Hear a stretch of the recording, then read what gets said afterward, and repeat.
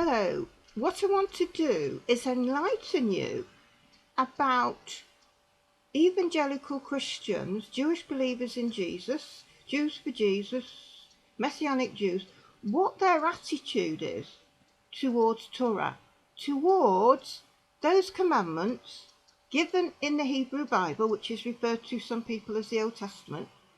The commandments are given by God to the Jewish people. What is their attitude towards it? Well, I'll tell you.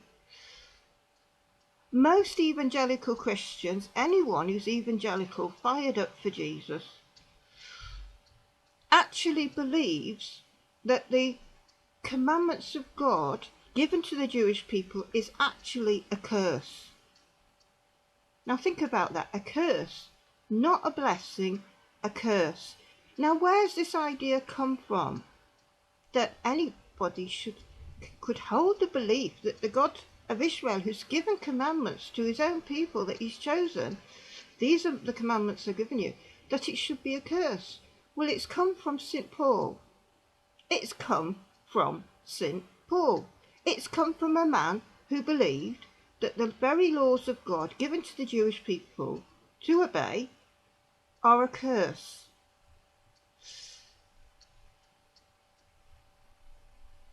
Now, how can this be logically common sense? How can it be a curse for God to give commandments to a people which are supposed to be a curse? God is good. Why would he give commandments to a nation that was actually a curse to them? It doesn't make sense. You look at the wider world and you look at secular ordinary societies. Law. We have laws. Whatever country you live in, there are laws. And the basic purposes of all law, you're getting down to the bottom line, is about creating a fair, just society. It's about protecting people, isn't it? It's like you've got laws for driving, you've got road safety laws, you've got health and safety laws, you've got laws on behaviour in public. There's a whole multitude of laws. And law, when it's working at its best, is about protecting life, saving life, and preserving life. That's why you have all these laws about drinking and driving and all this kind of thing. So I'm just bringing it down to basic. Good law is about for the betterment of society and for the people who live it. It's actually a blessing. It's not supposed to be a curse. It's supposed to be actually good. It's supposed to protect you.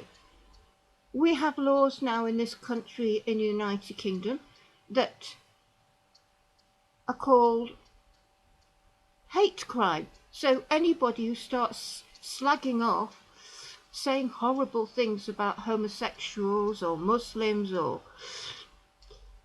standing on street corners saying dreadful things about any race of people or colour of people, that is a crime in this country now. You can't stand up anywhere in the United Kingdom on a platform and start saying nasty, vicious things about any group of people. You can't say it about Polish people, you can't say it about Muslims, you can't say it about lesbians, you can't say it about gays, you can't say it about Jews.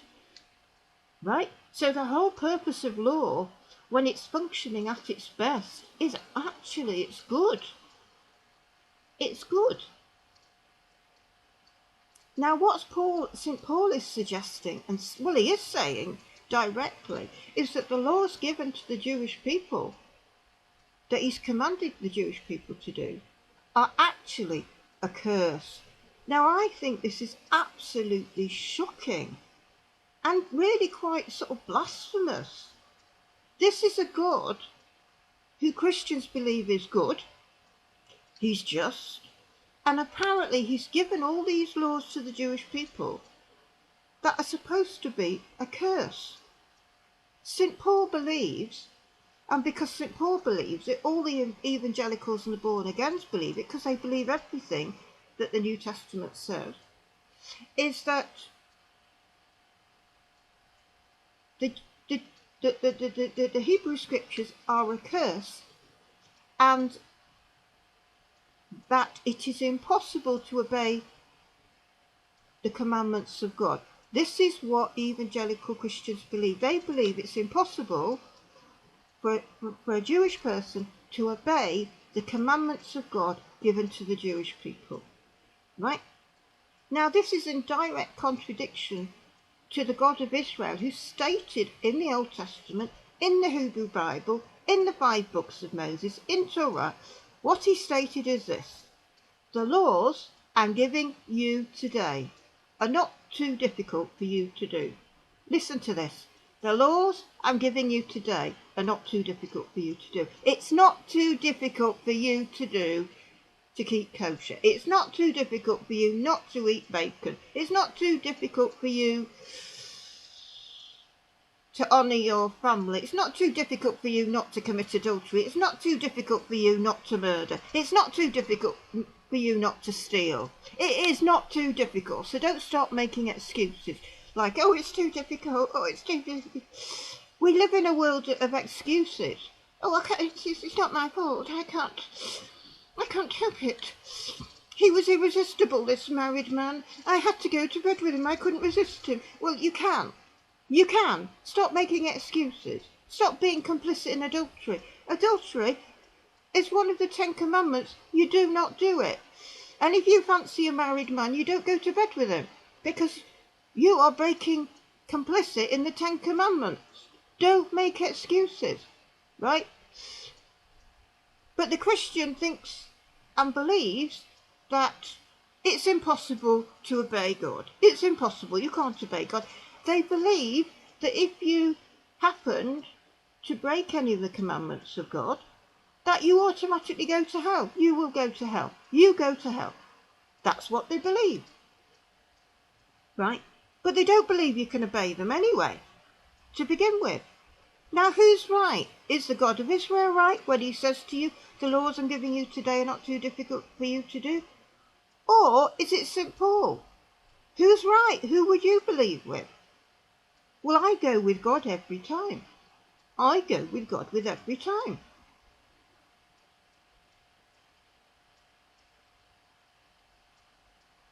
Now, Christians in my long experience, and I was a Jewish believer in Jesus for 42 years, right? I was an evangelical Christian. And it is the common view. It's the view of all the missionaries, I can tell you that, whether they're Jewish missionaries, whether they're non-Jewish Christians who are trying to mission to the Jewish people, they all believe that the commandments of God are a curse to the Jewish people. That this is all, it's a curse. It's a curse. That God has commanded his own people, he's given them commandments that are supposed to be a curse, not a blessing. This doesn't make sense when you even using your common sense. As I say, in the world, the secular world, which is, we all agree, is imperfect. We're all imperfect, right? We've all got flaws. But even in the ordinary world that we live in, that's flawed, in most societies, the lawmakers are trying to produce laws that are good, that are just, that are beneficial to the individual and to society. I mean, law is not a bad thing. Law is not a bad thing. The Christianity has a very, very negative attitude of the laws given by God to the Jewish people.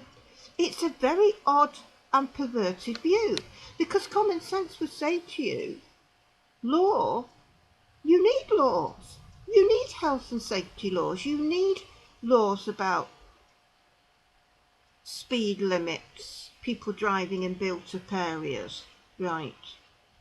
You need laws about what is permissible in society, what is not. You know, is it okay for people to defecate in public, or should they not do it?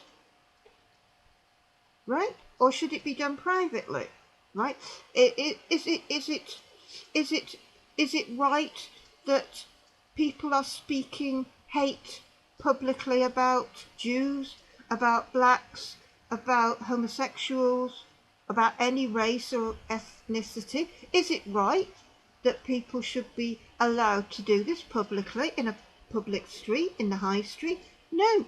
In the United Kingdom, it's called a hate crime. You can't stand up on a soapbox anywhere in the United Kingdom and start ranting on about these bloody Jews or these bloody blacks or these homosexuals. You can't do it. It's a hate crime. So the United Kingdom, as in other countries, is committed to try and produce laws that are beneficial to society, beneficial to the individual, that are good laws. Because that's what we need in the world. We need good laws, right? Law also has to keep up with the modern age, right? You have to take into account the modern age. You've got mobiles, you've got the internet. Now, all countries around the world are rushing, trying to come up with new legislation, new laws to deal with internet crime. That's the main thing at the moment.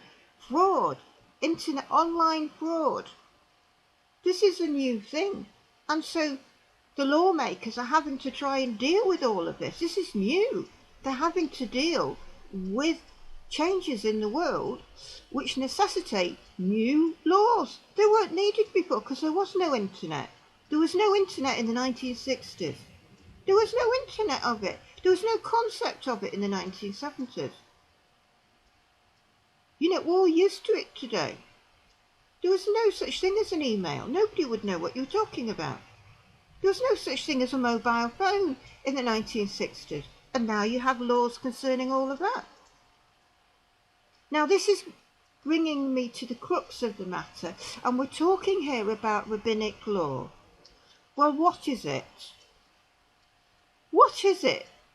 Cutting down to simplicity, to cutting to the chase. What is this rabbinic law? What's it all about? Well, I'll tell you what it's all about. It's basically about applying the laws over the ages, the laws of God, taking into account the changing world. Right, I'm going to give you a very practical, down-to-earth example, which I hope you'll all get. Keeping the Sabbath. Do not work. Right.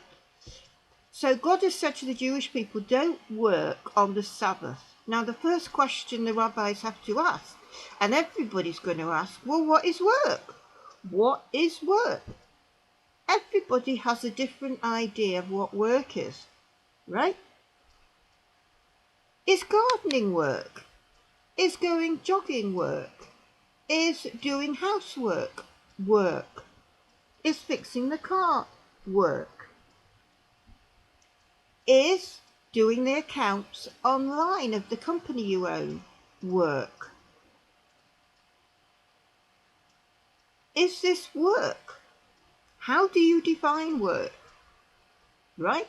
Now this is the role of the Jewish leaders that God was crediting with common sense and what's called seichel, that God is commanding the Jewish people don't work on the Sabbath, and the Jewish people say, well, what do you mean by work?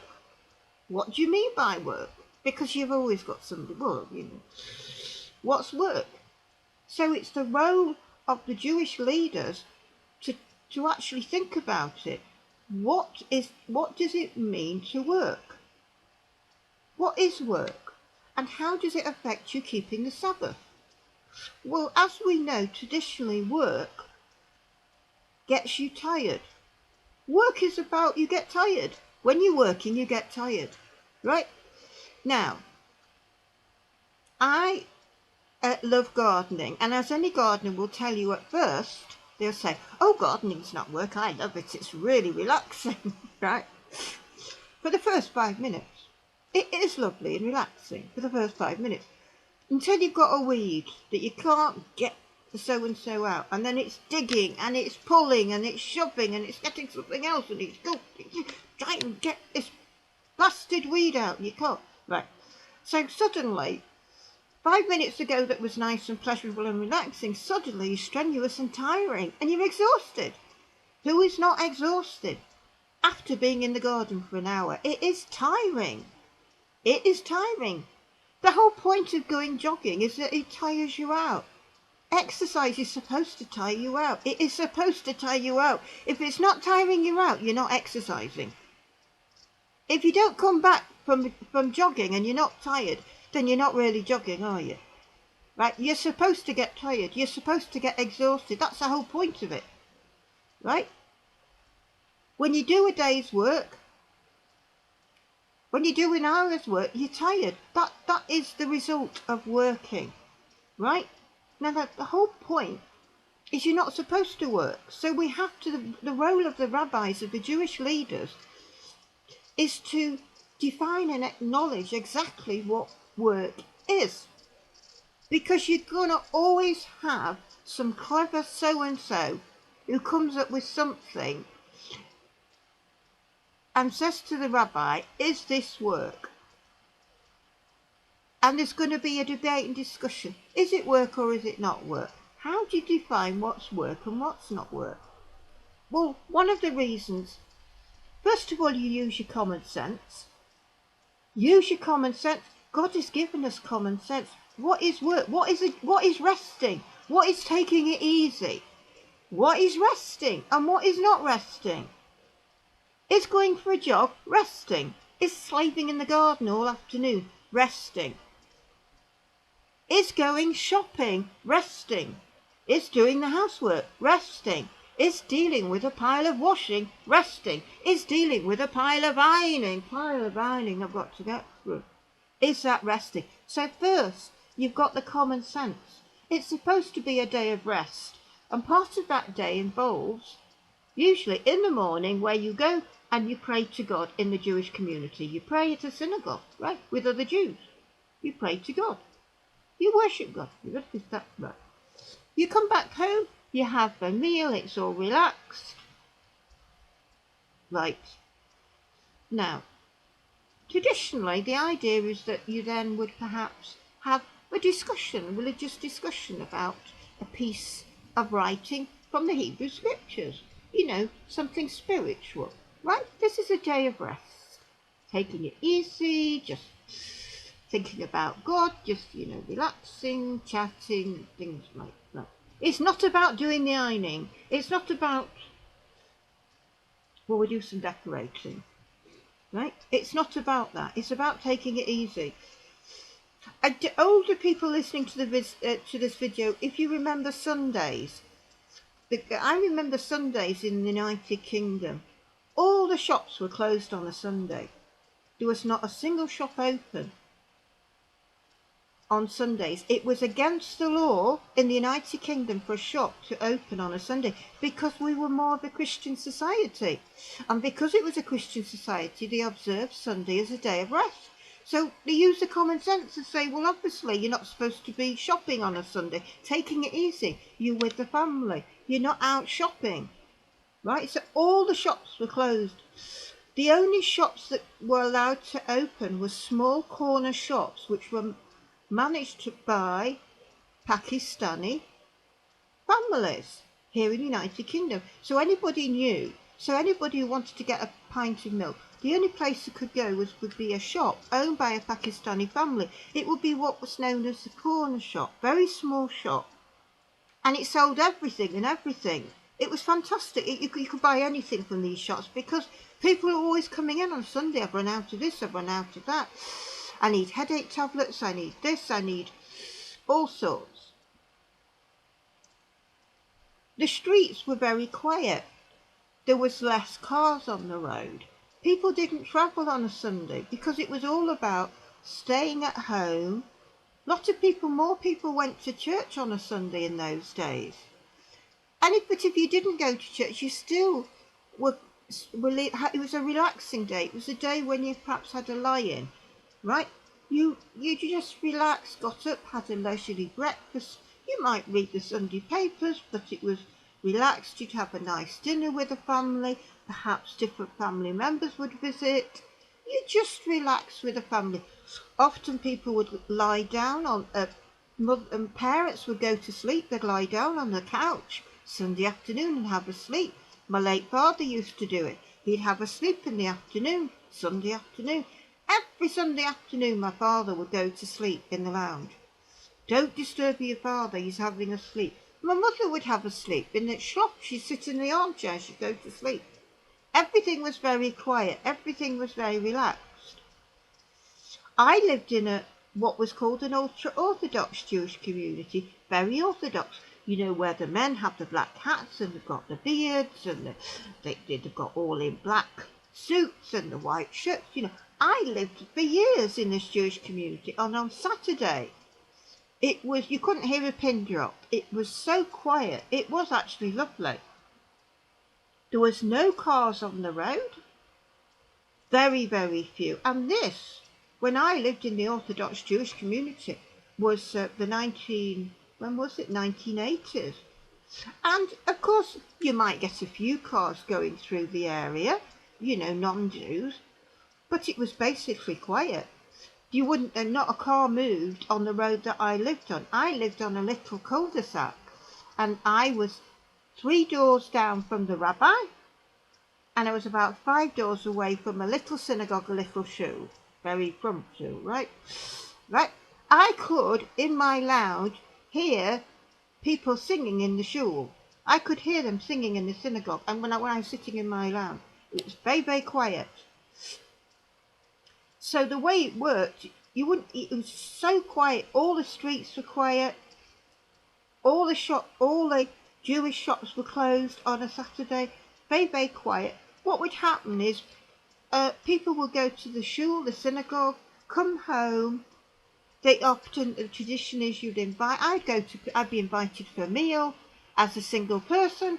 The family would invite me, and I'd go when you have a leisurely lunch, and everything is organised to make the Sabbath as restful as possible. So what would happen is, and the way this is done in Orthodox Jewish families, and it's very, very sensible, is you prepare for the Sabbath on Thursday. Thursday is the day when you start thinking ahead, and it's all down to the mother. It's always down to the women. The women have to do all the work, not the men. It's the women. In an Orthodox family, it's the women and it's the girls that are doing the work.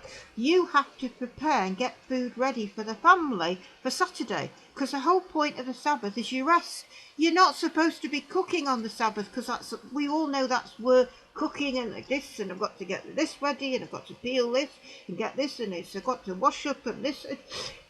It's not supposed to be doing that. You're supposed to be resting, taking it easy. So the way it works in the Jewish community, the Orthodox Jewish community, they prepare for the Sabbath on Thursday. They start making the foods ready for Friday evening when the Sabbath starts, and all day Saturday. So there's enough food for everybody, right? You've got 4 meals that have got to be organised, and you've got visitors as well, family, people coming. You've got to get all the potatoes peeled, you've got the chicken sorted out, you've got to make the bread, you've got to get everything organised. So the idea is that soon as the Sabbath starts, if it's late Friday afternoon or early Friday, it starts, then it's liberation for all Jewish Orthodox women, because they then don't have to do any housework at all. They don't wash a single dish until the Sabbath is over, right? So it's frantic on Thursday. It's frantic Thursday morning, Friday morning. You've got to get everything ready, in the oven, out, everything. It is very frantic, but it's a lifestyle, and you get used to it, and you get organised.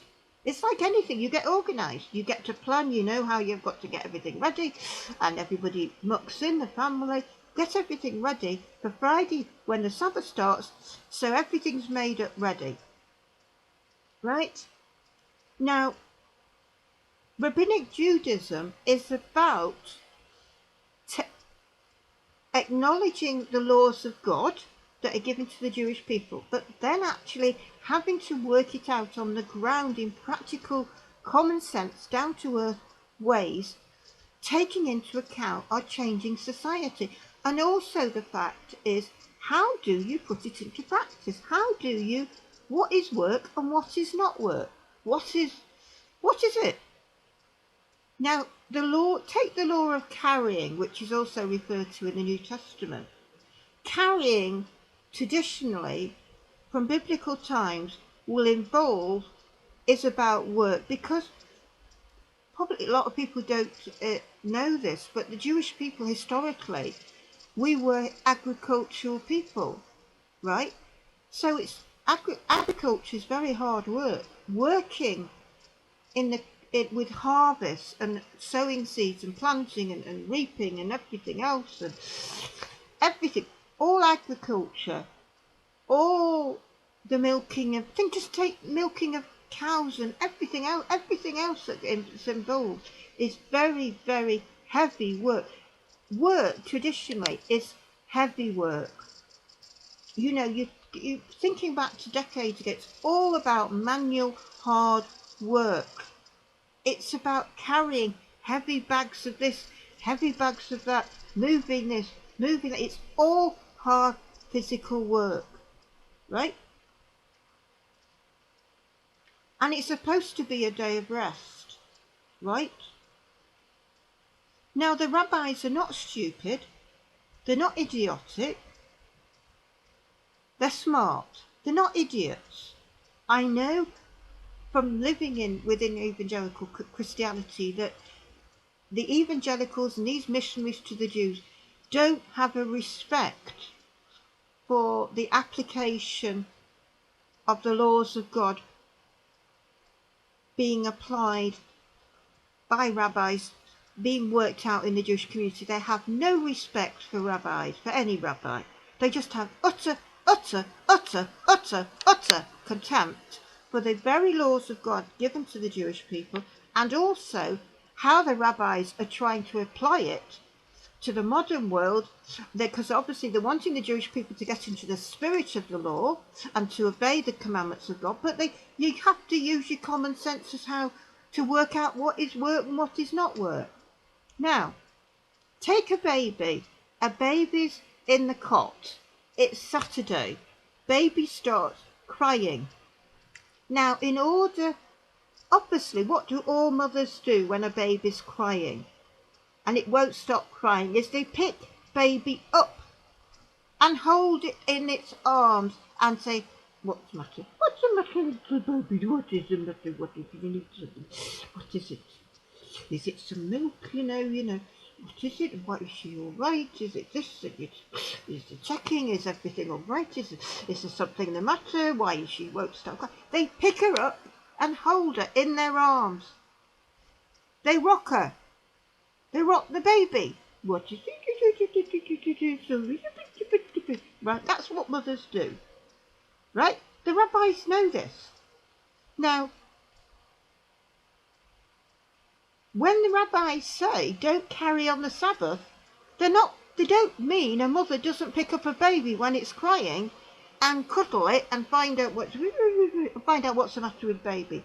No rabbi on the planet would say to a Jewish mother with a baby crying in the cot on the Sabbath, on Saturday, don't pick the baby up even though it's crying to find out what's the matter. Don't do it. No rabbi on the planet would ever say that to a Jewish mother, because they're using the common sense and they know that the mother has to pick up the baby. Right? It has to be done. And this is not considered work. And if it is considered work, then it is allowed, because the most important thing in Judaism, and the most important thing as far as God is concerned, concerning all his laws, is the protection of life, the preservation of life, and the saving of life. Now, Jews for Jesus, Messianic Jews, Christian ministries, evangelical Christians, do not know this. They don't know it. I have been in an Orthodox Jewish home on the Sabbath, with a rabbi who is a doctor. He's a qualified doctor, and he's on call for his patients. He has to be on call, right? It's just the way it is. He has to be on call. And a patient rings his home on the Saturday. And guess what the rabbi does? This Orthodox rabbi, he picks up the telephone because he knows it will be a patient. And the patient says this, and the baby, I picked it up, and the baby's crying, and I think it's got a temperature. Will you come? I think it's got a temperature of 103. What does the rabbi do? What does the doctor do? The doctor gets up. Now, depending on the information that's being given by the mother, a new baby, a few weeks old, it's got a high temperature. He might decide to walk to the house because it might be just round the corner. You just can go round the corner. She could just literally live round the corner. Or she could live a mile away. So what does the rabbi do? The doctor do? The Orthodox, very Orthodox rabbi do? He'll get in his car and he'll drive with his medical bag to see the baby. And this is permissible in Orthodox Judaism. You have to understand this. This is permissible under Jewish law because you can break any law given by God to the Jewish people to save life, to protect life, and to preserve life. Right? Do you know that if an Orthodox, very frum Jewish man, he's there with his black fur hat, he's got his long black beard, he's there in his black and white outfit, his black suit and white shirt. Do you know if he is recruited into any army in any country in the world and he goes to war, he has to go to war, he's conscripted to go to war, he's a man, he has to go to war like my late father did. My late father was Orthodox Jew, sent to Africa. He's at war. He's a soldier in the Second World War. The only food he can eat, the only food given to him was spam, was pork. Do you know that the rabbis allow a Jewish man at war, if there's no other food, if he can't get access to any other kosher food, and he's presented with a lobster, he's presented with bacon, he's presented with a bacon sandwich, if this is the only food available to him and he's at war, do you know it's permissible for him to eat it? I bet you didn't know that. The Christian missionaries don't know that. Jews for Jesus won't know that. No, they don't know what they're talking about. They stand on the sidelines and criticize Rabbinic Judaism, the rabbis who are trying to outwork the commandments of God in the modern age, being realistic on how things are. They have to work it out. It's not easy. It's the Jewish who have to work it out. You might well ask, what is stealing? What is stealing? And how do you deal with it? What is stealing? And how do you deal with it? How do you punish stealing if a person is found to have stolen something? You've got a lady. Take, for instance, you've got a Jewish lady in a Jewish shop, and she's confused, and she's muddled up, and she's putting things in a shopping basket. She's paying for some things, but she's put some things in a bag. And the owner finds and says, what? She goes out of the shop, she hasn't paid for things. Right? The police are called, right? She's been found, she's stolen stuff from the shop. Right? The lady is clearly talking rubbish. She's confused. She's saying, I don't know what you're talking about. I've paid for this. I've paid for that. I don't know what she's muddled up, she's confused, right? So the police say, well, there's something the matter with this woman. What is the matter with this woman? She seems muddled up, she's confused. She says, well, take the money, I don't care, take all the money you want from me. She just seems odd and strange. Something's the matter with her. So the police think there's a realise what something matters. So they go to the family. They say, we found your mother. She's there. She hasn't paid for her things. What? And she's got the money in the bag and she seems all muddled up and confused. We can't get any sense out of this woman. What is the matter with her? And the family say she's been diagnosed with Alzheimer's. And she shouldn't have been shopping anyway because we've been looking for her. She's escaped from the house. Right? So the police need to confirm this, right? So they say, who's the doctor? So they go to the doctor and the doctor says, yes, she's just been diagnosed with Alzheimer's. She doesn't know what she's doing. This is one confused lady. So she's obviously stolen something, but how do you deal with it? Do you punish it? Do you punish it? Maybe the law of the country is if you're found guilty of stealing, you have to do 30 hours community service.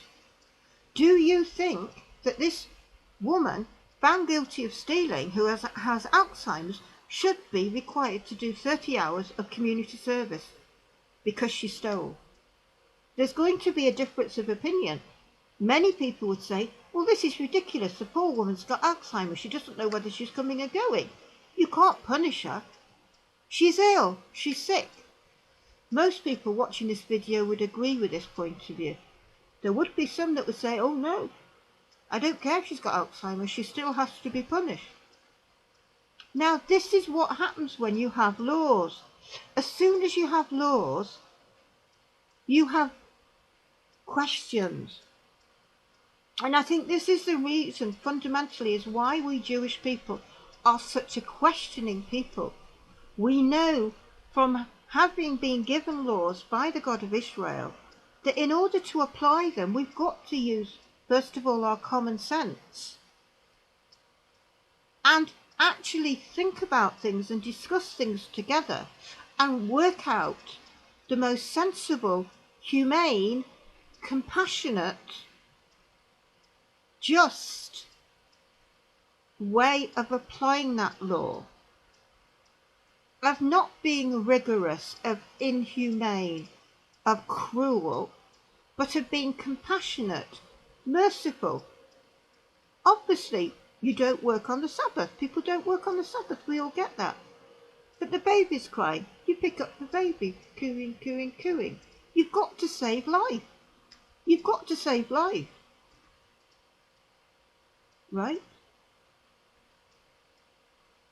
If a mother, this does happen, you get mothers, young mothers on their own, teenage mothers, they're all on their own, the family have rejected them, they're pregnant, they're on state benefits, the benefits don't arrive for some reason, there's a problem with the post or something like that, some administrative problem. The young girl panics. She's got a little baby. She doesn't know anybody. The money's not arrived in the post. She's got nothing. She panics. Baby's got nothing to eat. She's panicking. What am I going to do? What am I going to do? So she goes to the shop and she steals baby food. She steals a pint of milk for baby. And she gets found out. She gets found out. The police are called. Why did you take that? Well, it's baby, I've got no food, I've got no money. The money that was supposed to come in the post didn't arrive. I don't know anybody, I haven't got any family. Now the police might think to themselves, is this a sob story? But they'll investigate. A compassionate society will investigate. They'll make a few phone calls. Is this really true? Is this young girl on her own? They find out she's on her own. Her family have rejected her. She doesn't know anybody. She's just arrived in the big city. She's all on her own. She's just got delivered this new baby. And she's terrified. The They contact the state benefit department. Was her money delayed? They said, yes, I'm sorry, there was a computer error. Her money wasn't sent. And we said, we're very sorry about this. So everything this lady has said, this young girl, is true. She stole out of panic. This young girl knows she shouldn't steal. She knows she shouldn't steal. She knows it's wrong to steal. But she panics. She's in this situation and she steals because she's frightened about the baby. She's trying to protect the baby's life. She's trying to preserve the baby's life. She's trying to help the baby's life. She doesn't want the baby to starve and get sick. She can't have the baby not eating for a week because her money's not arrived. So can you see this? Right? So this is the kind of thing that the Jewish people, and it's come from the Jewish people, have had to work out, discuss, talk.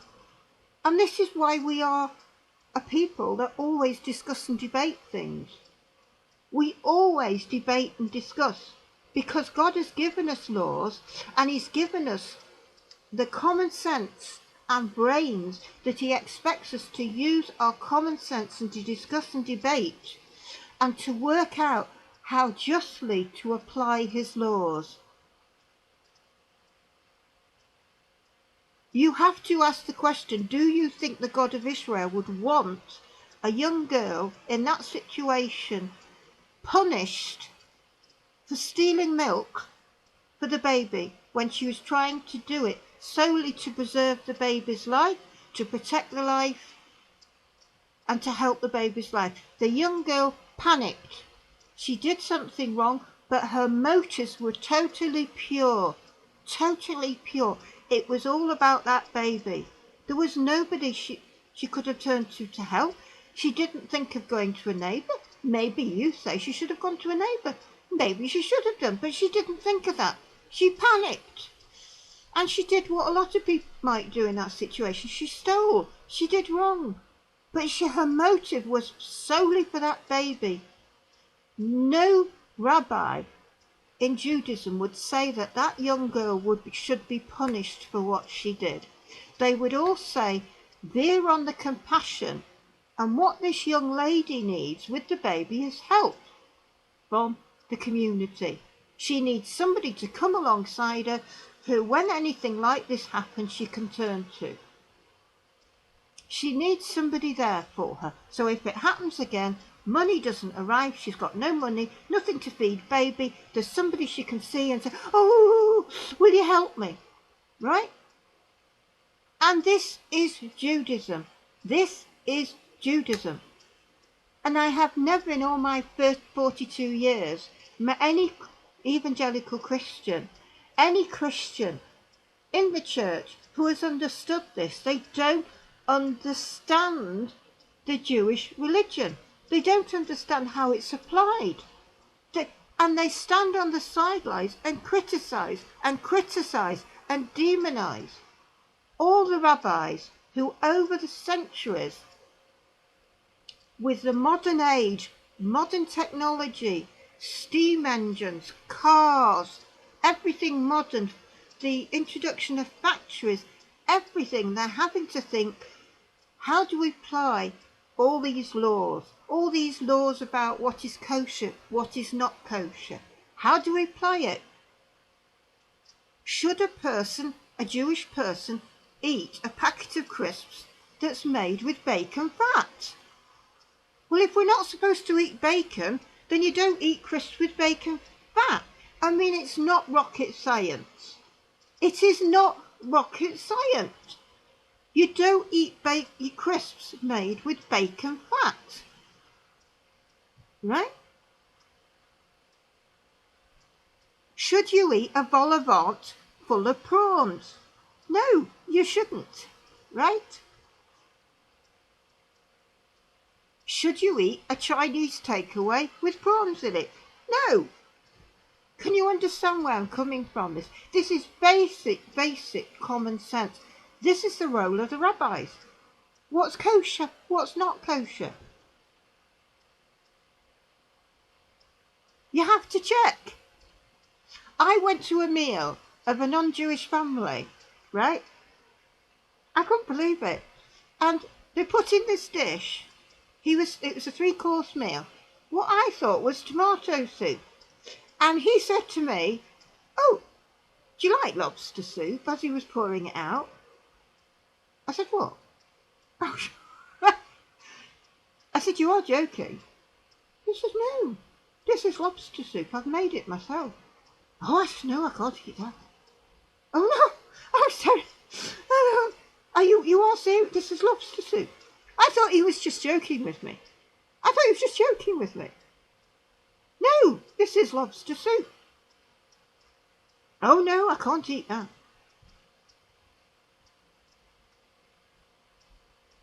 So I used to, after that, I made a point of telling any non-Jewish person inviting me for a meal. Obviously, a lot of non-Jewish people know Jewish people don't eat pork, so they're not going to give them a bacon joint. They're not going to give them a whole lobster to eat. But they might not think if they're making, it's lobster mayonnaise or prawn mayonnaise. I mean, I've actually said to people over the years, I don't have is there anything you can't eat? And I always tell people lobster soup. After that, because it would never have occurred to me to tell a non-Jewish person. I'd say I don't eat bacon, I don't eat prawns. I'd never think of telling them I don't eat lobster soup. So this just shows you how careful you have to be. You wouldn't think it. And this is what it's all about at the end of the day. And most of it is actually common sense. And the problem is the non-Jewish world, which is the Christian world, doesn't understand. They don't understand. And they just have a total and utter contempt for the application of the Jewish religion, of outworking out the commandments of God, given to the Jewish people by God. You have to understand, as far as God is concerned, his commandments are not a curse. This, I think, is blasphemy. I think this is the most shocking belief, to think that the very laws of God, who is good, God who is perfect, God who is pure, God who is righteous, God who never puts a foot wrong, is giving laws to his very own people that are supposed to be innocent. What they're saying is evil. They're saying that these commandments given to the Jewish people are actually evil, because that's what a curse is. A curse is not nice, Nobody wants to be cursed. And he's deliberately giving these commandments that are a curse. It doesn't make sense. It doesn't make sense. Your local city council, the country that you live in, the government, most decent governments, democratic societies, do not make laws that are evil. Most laws that are made in secular world are about good. It's about good, it's not about evil. Although sometimes there can be a debate about certain laws. Obviously, there are people campaigning about specific laws that they think are wrong and all this, and you have a discussion, you've got different schools of law. Is this law good or is this law bad? Right? Times change. People's outlook change. What was considered a good law in one generation, people look at it and say, no, actually, this is not a good law. But how can anybody say that the very laws of God given to the Jewish people to observe are bad laws, are a curse, are evil? Because this is what St. Paul is saying. And he's also saying that the Jewish people are incapable of putting into practice these laws when God himself has stated, the laws I'm giving you today are not too difficult for you to do. They're not too difficult for you to do. And there is nothing in the Hebrew Bible that will say that if you don't obey, for any reason, you don't obey one of these laws, that you will end up going to hell. That will just say you lead a very good life, but one day You go into McDonald's and you have a bacon burger, right? Let's imagine you're a Jewish person and you've led a good life. You're marvellous, you're a wonderful, good person. You've never done any evil. You haven't murdered anybody. You haven't stolen. You haven't done anything terrible. You're not Hannibal Lecter. You're not Ted Bundy. You're not a serial killer. You're not anything. You're just a nice, decent, good Jewish person. But one day you have a bacon burger at McDonald's, right? The Christian thinks that God will send you to hell. That's what they think. Oh, God's going to send you to hell. No. That's not how Judaism works. That's not how it works. That is not how it works. That's how Christianity works. Christianity believes if you don't believe in Jesus, you will go to hell. That is the Christian belief. That is what Messianic Jews believe. That's what Jews for Jesus believe. That's why they're on a mission to convert Jews, because they believe it doesn't matter how good a life you lead. They believe it's not good enough for God. They believe that the God of Israel is looking at all human beings and looking at them and thinking, what a pile of excrement, what a wicked, evil, foul, disgusting human race all of you are. Every single one of you disgusts me. You're foul, you never do good, you're always doing evil, you're awful, and I'm going to consign you all to hell. And the only way you can not go to hell is to believe in the blood of Jesus.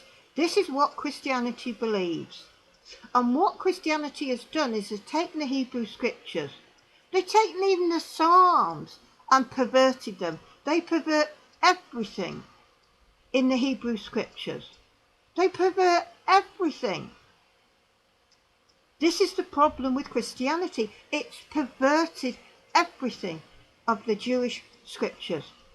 So it gets Christians thinking, if they don't put the faith in Jesus, it gets people thinking, you will go to hell. That's why they're on a mission to convert Jews, because they believe that everyone, unless they put the faith in Jesus, will go to hell. They believe there's nothing you can do to please God. They don't acknowledge the good that people do in this world. Right? This is where it gets very, very perverted. The evangelicals look at the world, they look at non-Christians, whether you be Jewish, Muslim, whatever you are, atheist, whatever you are, they look at you and they don't see any good in you. They believe that you're foul and disgusting sinner, and they believe that when God is looking at you, he cannot see any good in you. So if you give to charity, if you help people, maybe you do volunteer work, maybe you have a disabled child and you know it's very hard, you're looking after your disabled child, maybe you've got members of your family and they're all different illnesses and you're all busy and looking after your family, you're a nice, good person, you're trying to lead a good life, you lead a good moral life, you know, you're not doing any evil, you're just a nice, decent person trying to lead a good life. The evangelical Christian believes that God is looking at you and doesn't see any of that good. That's where it's so perverted. They don't realise that the God of Israel, the one true God, looks at the world and sees that people are doing good. There are people in this world doing good. You know and I know that we can look at people we don't know very well, and we can see they're leading wonderful lives. We think, oh, isn't she wonderful? Isn't she patient? Isn't he kind? Right? There are some wonderful, wonderful, kind, generous people in this world. Wonderful people. You know, and yet the Christian believes that when God is looking at these people, all he sees is a foul, disgusting person covered in excrement, and that he is going to consign these very nice, decent people that are trying to lead good lives, he is going to put them in hell. That if they don't put the faith in Jesus, they will go to hell.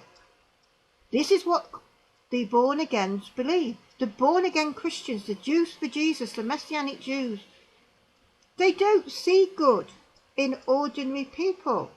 This is what's so shocking about the belief. You and I can see good in people, don't we? Whether they believe in God or they don't believe in God, we can see good in people. Oh, isn't she wonderful? Isn't he wonderful? People leading blameless lives. But they still say that the Christian still believes they're going to go to hell simply because the person is not perfect and makes mistakes, perhaps does something wrong from time to time. Maybe they do something wrong accidentally. Who has not said or done something in error? You say, oh, I shouldn't have said that. All the time. I shouldn't have done that. Oh dear. Oh, I put my foot in. I shouldn't have said that. Oh dear, how could I have said that? You know, we all say and do things, and then we regret it. Oh, I shouldn't have said that. That was a bit harsh. I shouldn't have said that. I was a bit mean there. And we say to ourselves, don't we give ourselves little pep talks? We say, I shouldn't have said that. I was a bit mean. I must do better. Or we lose our temper, don't we? And when we lose our temper with it, we do go berserk. We say everything. And then afterwards we calm down and go, I shouldn't have said that. That was not nice. No. And you apologise, don't you? Say, oh, I shouldn't have said that. And you're very ashamed, aren't you? You say, oh, how could I have said that? Oh, I've got to, No, this isn't that. No, I was out of order, right? We all live with ourselves and we all know what we're like. And we say and do things. We say, no, we've got to do better than this. Maybe in the supermarket, somebody is, they jump the queue. And maybe, what are you doing jumping the queue like this? You shouldn't be jumping the queue. And we go, and then afterwards we calm down. And then we think, we went a bit mad then. We shouldn't have spoken to the person like that. We were a bit too harsh with the person. We say to ourselves, no, we went a bit over the top. That was wrong. I shouldn't have spoken so harshly to the person. I should have just been a bit more polite. So all of us know that. We all live with ourselves. And most decent people are trying to lead good lives. We're trying to learn from our mistakes. We're trying to do better. Christianity doesn't acknowledge this. Christianity doesn't recognise that God recognises that we're trying to lead good lives. God knows when you are doing good. He knows when you've given to charity. He knows when you've volunteered. He knows when you've stood up on the bus for a little old lady, right? God knows when you give a homeless man a meal. He knows these things, and he's very, very happy when you do it. When the God of Israel looks at people and he sees them doing good, putting his commandments into practice, helping those who can't help themselves, he is very pleased with you. He is very pleased with you if you've never committed adultery. You can at least say in your life, I've never committed adultery. At least that's one thing I haven't done. At least one thing I haven't done is I haven't stolen. At least one thing I've tried to do all my life is show respect for my parents. At least I haven't murdered anybody. And God would say, well, at least she hasn't murdered anybody. Very good, she hasn't murdered anybody. I'm pleased with you haven't murdered anybody. Right? Do you see what I mean? The God of Israel, because he's a just God, give credit where it's due. You and I give credit where it's due, don't we? We acknowledge good in people. Even people with terrible faults. We're always told to look for the good in people. Judaism says they're always trying to say to and educate. The rabbis want you to look for the good in people. When a woman comes to the rabbi for problems with her husband, and she's moaning, the husband this and the husband that, the husband this and the husband that, moan. The role of the rabbi is to try and get the wife to see some good in her husband, right? At the moment, all she can do is complain about him. She can't see any good in her husband, right? And one of the roles in counselling a rabbi will be to try and get the wife to see some good in her husband. He might say something, listen, your husband provides for you. He works hard and he provides for all of you. He provides for the family, he pays the mortgage, he pays for the children. And the wife says, well, yes, he does that. Yeah, he does that. Reluctantly. She has to acknowledge That husband is very good. He takes care of the family. He's responsible. They're not starving. The mortgage is paid. The children are going to university. He's looking. He's a hard worker. So in order to try and bring peace to the family, the rabbi is trying to show her that he's not totally bad. There is good in this man, even though he drives her up the wall. Now, if we can see good in people, then how much more can God see good in people? The Christian belief is awful, and one of the first things I threw away as a Jewish believer in Jesus for 42 years, the first belief I threw away was this belief that if you don't believe in Jesus, you'll go to hell. Because common sense told me that if a person is leading a good life and trying the best to lead a good life, surely God is going to, just because he is a just God, will give it some credit. You and I give people credit if they're leading good lives. You and I do, so how much more should a just God? How can a just God consign an Orthodox Jew, an Orthodox family, Jewish family, who are trying their best to put into practice the very commandments that God has given to the Jewish people? They're trying their best to put into the commandments the commandments that God has given the Jewish people. They're trying their best. They don't claim to be perfect. No Orthodox Jew claims to be perfect. They're trying their best. They try to do the right thing. They try to not steal, don't commit adultery, they try and keep a kosher home, they don't eat pork. They're trying to do what they're supposed to do, what God has instructed them. So they try and do it. But even though they try to do it, God is going to consign them to hell. And I realised this is rubbish, this is nonsense. I threw it out of the window. I said, I don't believe it. I do not believe it. I do not believe that the God of Israel will consign a little Jewish baby to hell because they don't believe in Jesus. I do not believe that the God of Israel is going to consign elderly Jewish people to hell because they don't believe in Jesus. I don't believe it. This is nonsense. This does not make sense. It doesn't make sense. And it's because the evangelicals, Christianity does not understand the Jewish faith. They don't understand the very laws of God given to the Jewish people. They don't understand the responsibility that the Jewish leaders have been given to help the Jewish people put into practice the laws of God. Because with all law comes questions on how you apply law. And this is the role of the rabbis. They have to apply the law justly, humanely, considerately, and taking into account the modern age. They have to take into account that when a soldier goes to war, a Jewish Orthodox man, that if there's no kosher food, then he will have nothing to eat, and if he's got nothing to eat, he will die, right? And the rabbis, using their common sense, know that the preservation of life is the most, and the saving of life and the protection of life is the most important thing to the God of Israel. Right? In other words, you can